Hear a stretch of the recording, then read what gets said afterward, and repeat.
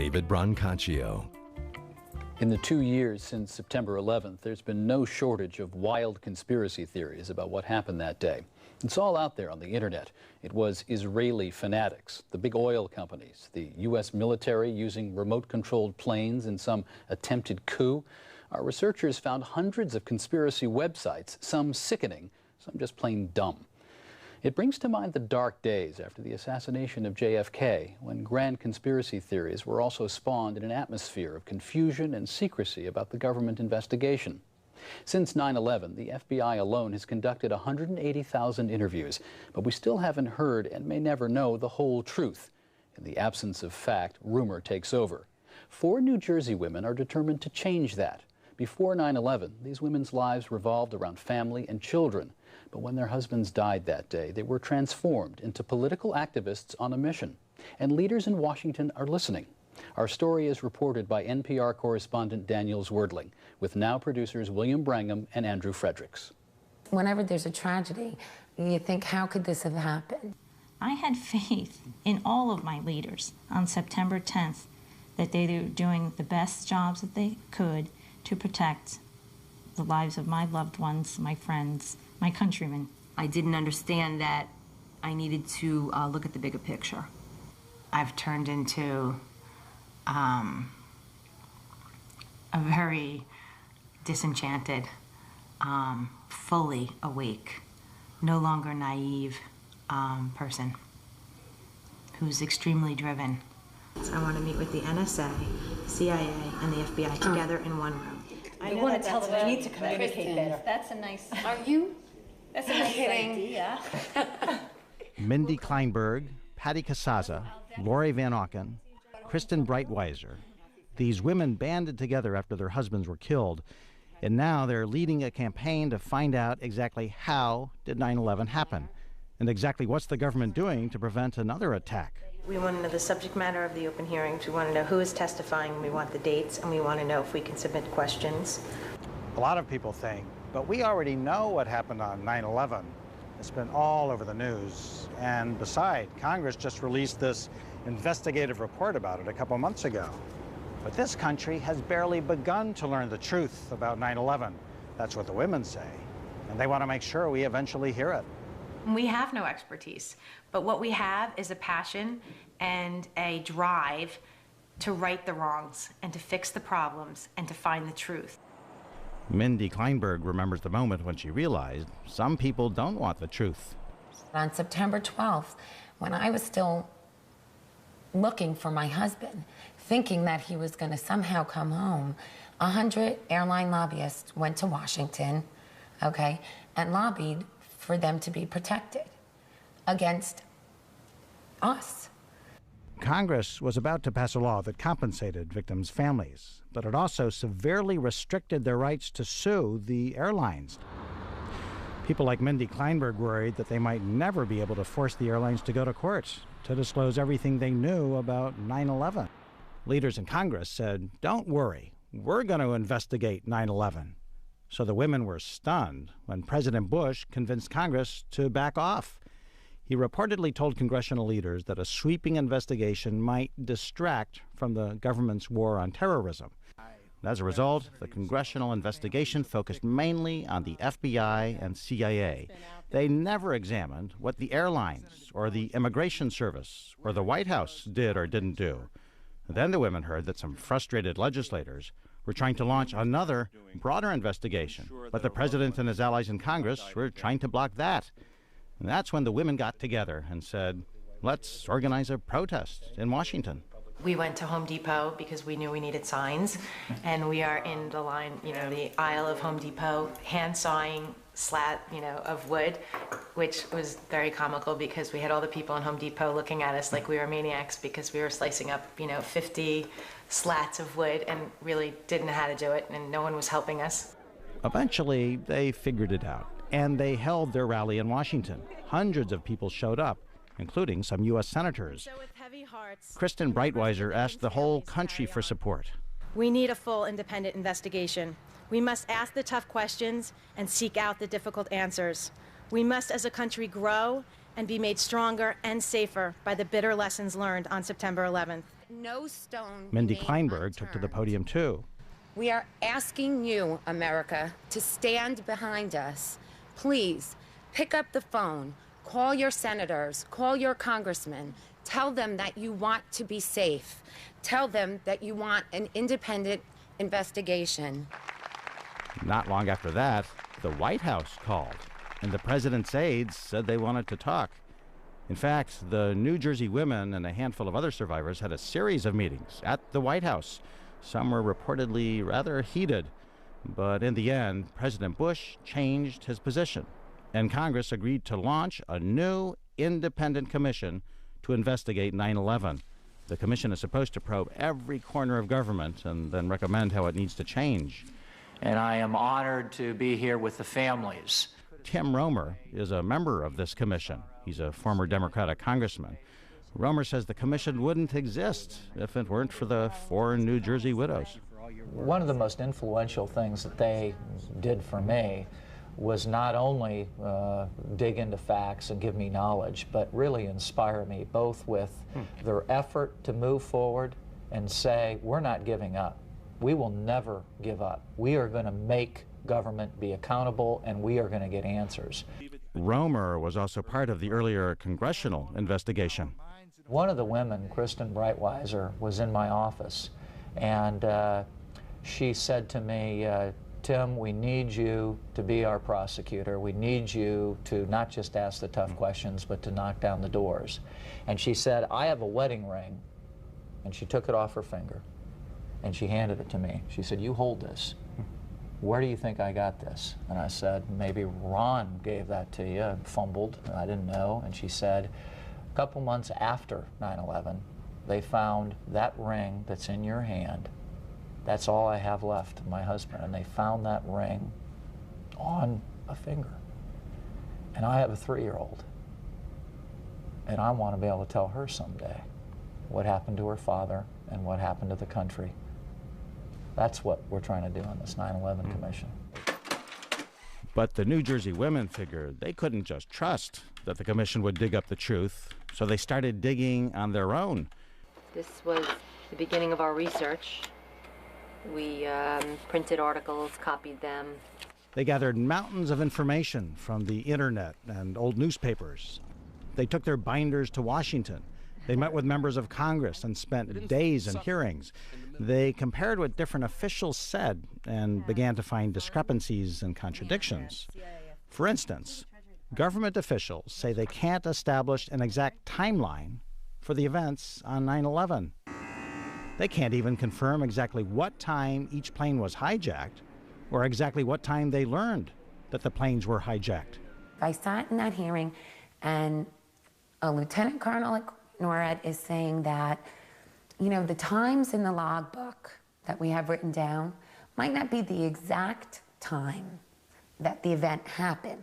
It could have just been when the person went and logged it in. And I'm thinking, this is the military.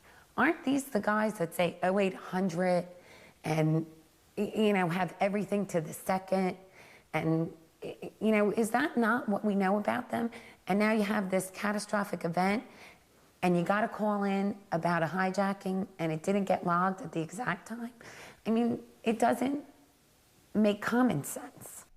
The women found government documents that spell out exactly what officials are supposed to do the moment that a plane goes off course or cuts off its signals to ground control or does anything unexpected.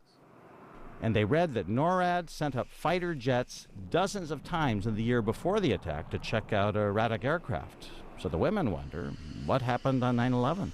On the morning of September 11th, we had 4 planes drastically off their flight paths, transponders disconnected, and the FAA procedure and protocol to notify NORAD and for NORAD to scramble fighter jets were not followed.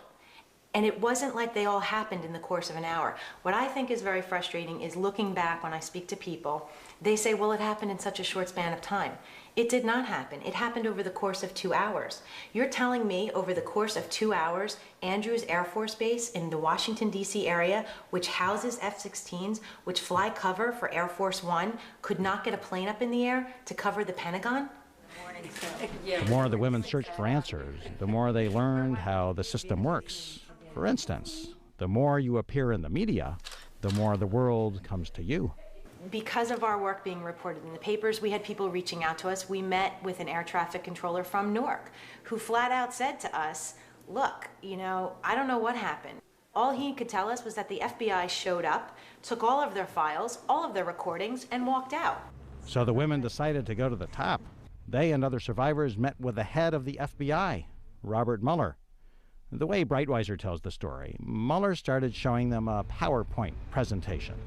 She cut to the chase. And we said, Director Mueller, you are our chief investigator. We have information that you have come in and taken these files, taken these recordings. We'd like to know what you learned from them. We'd like to know where you are in your investigation. So you, all four of you and other family members, are meeting with the director of the FBI? Right. And were you, you're sounding very tough and forceful right now. Were you really talking to the FBI director like this? Yes. Of course, the whole country's learned since 9/11 about those FBI agents in Phoenix and Minneapolis. They warned months before 9/11 that suspicious Middle Eastern men were taking flight training, including Zacarias Moussaoui. And the agents warned that maybe they were terrorists planning an attack. And Kristen Breitweiser says she wanted the FBI to clearly explain how could you have failed to put the pieces together.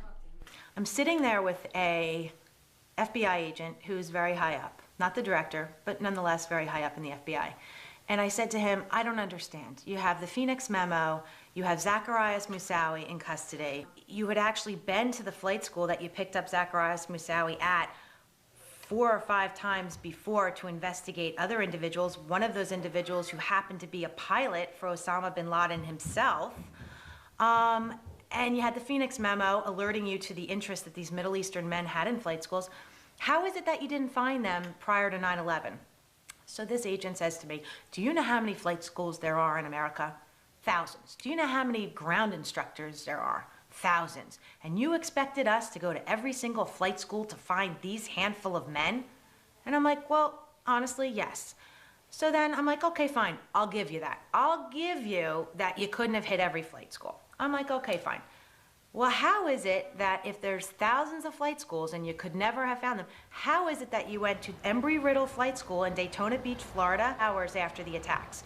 If there's thousands of flight schools, how did you just happen to go to that one exact perfect school that some of the hijackers went to? How'd you know to go to that school? And he just looked at me and goes, we got lucky. Breitweiser suspects that the FBI was actually following the terrorists before 9/11. FBI officials deny that. But the congressional investigation discovered that some U.S. intelligence officials did have crucial information about al-Qaeda and its plots years before 9/11. They even knew that terrorists might be plotting to use airplanes as weapons. For instance, in 1995, intelligence officials learned that al-Qaeda planned to crash a plane into CIA headquarters. In 1998, they got warnings that terrorists planned to crash a plane into the World Trade Center. In the spring of 2000, the CIA knew that an al-Qaeda operative had moved from Malaysia to California and that another had a visa to come to the United States. Those two would later hijack the plane that crashed into the Pentagon. And just a month before the 9/11 attacks, President Bush himself learned at a briefing that al-Qaeda might have plans to hijack commercial airliners. If you watch the televised press reports, and this is something that also angered us early on, is you have Condoleezza Rice saying we could never have anticipated planes being used as bombs. I don't think anybody could have predicted that these people would take an airplane and slam it into the World Trade Center, take another one and slam it into the Pentagon.